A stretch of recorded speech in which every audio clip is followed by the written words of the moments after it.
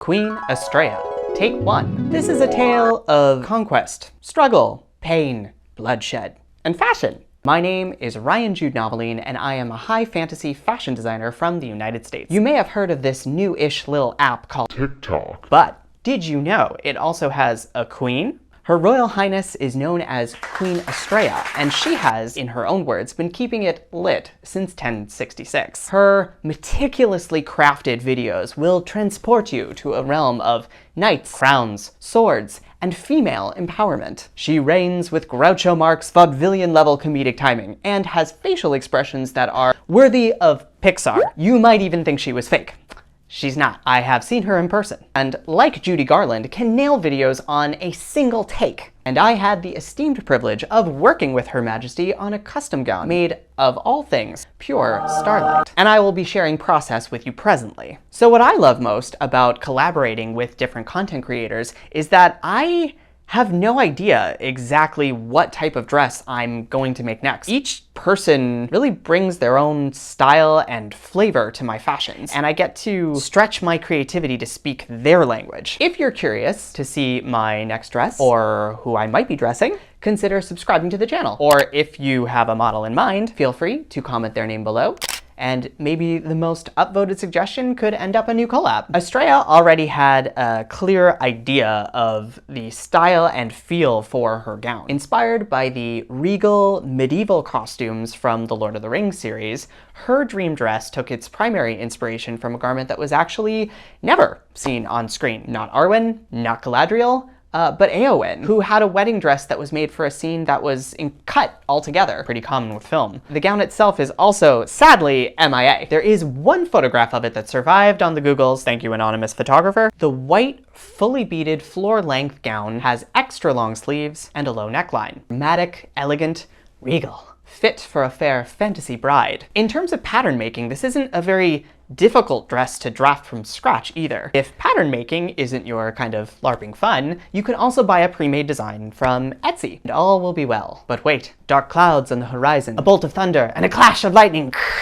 To make the long story short, too late, we chose a fabric. Let's talk about fabric for a moment. Beatrix Potter once said, "There is something quite delicious about writing the first words of a story. You never quite know where they'll take you." I find this to be true about fabric as well. Each textile will take you on a excitingly perilous journey into the unknown. Astraea already had her eye on a few beaded bridal mesh fabrics that were on Etsy, all from vendors in China. The majority of the fabrics that are commercially available to us today in stores and online are largely imported from China. This particular fabric had a 1-month lead time on shipping, and this is totally normal. During our conversation around Thanksgiving, Astraea said that she intended to use this dress for a shoot with high fantasy fashion photographer Lillian Liu in early January. So I had about 8 weeks to get the dress to her in hand. So after a month of shipping, I estimated I would have 2 to 3 weeks for construction. Tight, but doable.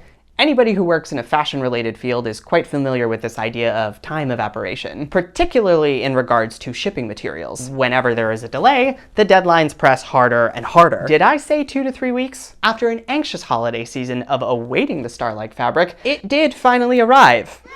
In January, 1 week before her photo shoot outside of the United States, which left me with less than a week to drape, draft, pattern, cut, sew, and overnight ship the dress to her before an international flight. At a professional fashion house, like where I interned in New York City, these tasks are all performed by separate people who specialize in doing only one of them really well. Anyone of sound mind would have said it just wasn't enough time to construct the dress at that point. But I had already agreed months ahead and intended to finish the gown as promised. A work ethic that has been both my greatest asset and greatest detriment to my own well-being. If you should consider making a similar beaded gown of imported fabric, please allow yourself significant lead time for both shipping and construction. But in this case, I didn't have it, and it really was do or die for me to get it done. No one said living in the Middle Ages was easy. Beyond the alarmingly short time frame, there was also the fabric itself, and see a little bit of it here. Firstly, the shipping box weighed 25 pounds. Fabric is generally categorized as lightweight, like tulle or chiffon,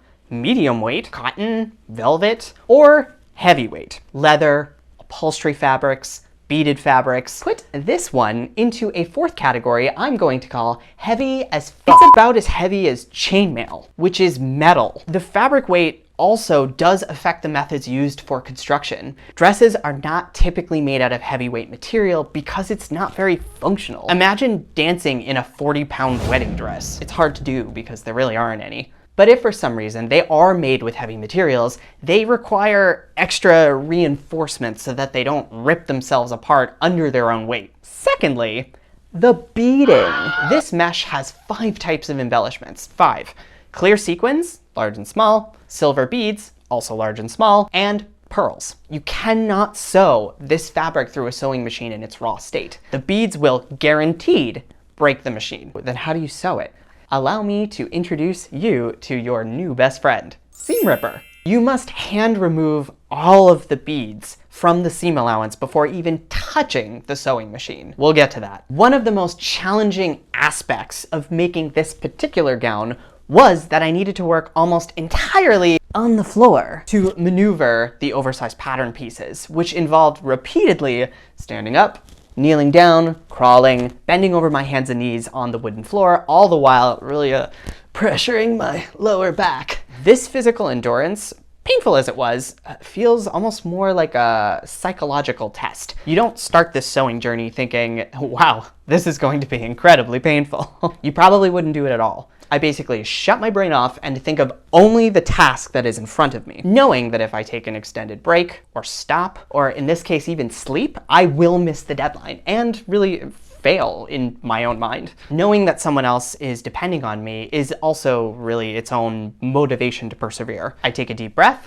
I tell myself, you can do this, and keep going. And my friend Barbie did come to assist me for a few hours over 2 days to help me prep the beaded fabric, mostly seam ripping beads. Thank you, Barbie. One of the benefits of using a beaded mesh like this as a designer is that you have the ability to really choose where the dress is and isn't translucent. Astraea and I had several creative discussions to place the fabrics appropriately for her. I designed the gown to use 3 different types of fabric. The white beaded mesh with a snow-like luster, that's heavyweight. Underneath was an ethereal silver metallic white silk chiffon, just so pretty. I think it was from Italy. That was lightweight. And then a cotton lining for the base, which is medium weight.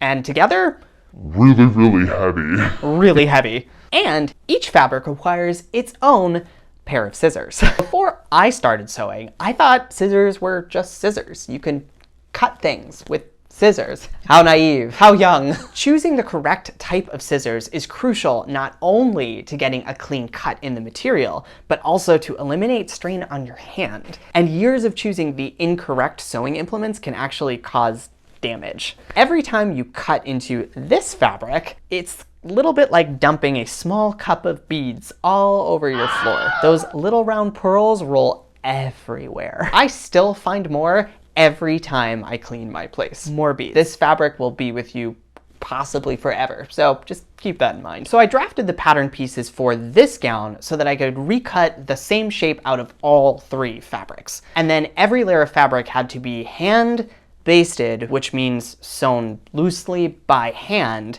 to each other before ultimately being attached on the machine. So the beaded mesh is hand sewn to the chiffon, then the chiffon is hand sewn to the cotton, and all 3 are hand sewn together, and then finally passed through the sewing machine. Lots of steps. Stitches are then later removed to make it look clean. The majority of this work on this particular gown went into the capped sleeves and reinforced collar. And the collar would need to support the weight of the entire gown pulling down on it. And the largest pattern pieces that I cut were the skirt, front, and back. You will see that there are no seams on the front or the back of the gown from the bodice area into the skirt. In order to save time, I did not draft the skirt on paper past the waistline, and then later measured the full gown using a tape measurer on the floor, eyeballed the curves, marked nothing, and just started cutting them apart, hoping for the best. Would it work? No idea. No time to doubt it either. I'm moving through the dressmaking process fairly quickly to give you a broad sense of the full project scope. If you do have any specific technical questions regarding what you see me doing here, please feel free to join my Discord and ask me on there. I already have a growing community of sewing and fashion enthusiasts on there, and I check it daily. Please join us. And whenever I am confused about creating a specific type of finish or how to use a certain kind of fabric, I will often YouTube that particular technique. And there is always some amazing video that someone already put together to show you how to do it and do it right. Knowledge and intuition with sewing only truly comes with hands-on experience. The only way to master it is to really fumble your way through, much like you see me doing right now. Dressmaking is like the Olympics of obsessive compulsive disorder, figuratively speaking. You can very easily belabor each step of construction, but when you have a tight deadline, you just do your best working quickly. But as you build confidence in your skills, you might even surprise yourself with great speed. Remember when I introduced Seam Ripper? I had absolutely No idea how long it was going to take me to remove all of the beads from the edges of the pattern pieces. I just assumed they would fall off easily. Well, they didn't. Which was wonderful in a way because the hem itself didn't need to be finished, but also terrible because they didn't come off. You cannot machine sew through them. Guaranteed damage to your machine, and you're talking it could cost hundreds of dollars to repair a sewing machine. So I had the camera recording while I worked, to later discover, while making this video, reviewing the footage, is that I had over 10 hours of footage of me just ripping out beads.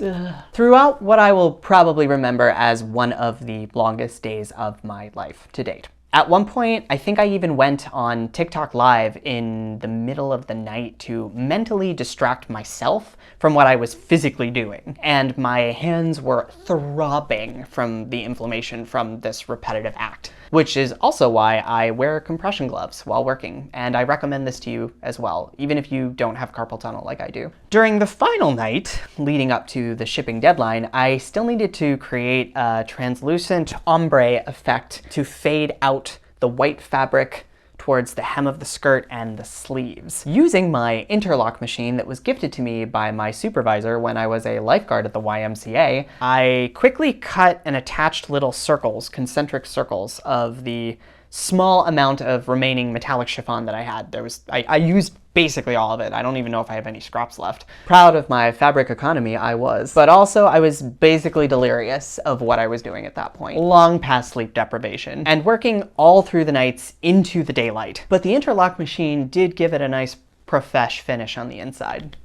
The morning that it was due to ship, I went into the kitchen to make tea. I drink a lot of tea. I remember picking up the teapot and then broken glass all over the floor. I had dropped it thinking it was still in my hands. Don't skip your sleep. It's not good. But after all that, I did manage to safely transport the boxed dress to UPS and then slept for the following 30 hours. And now, to present the final Starlight gown on location at Arcadia University, the Royal and Radiant Queen Astraea.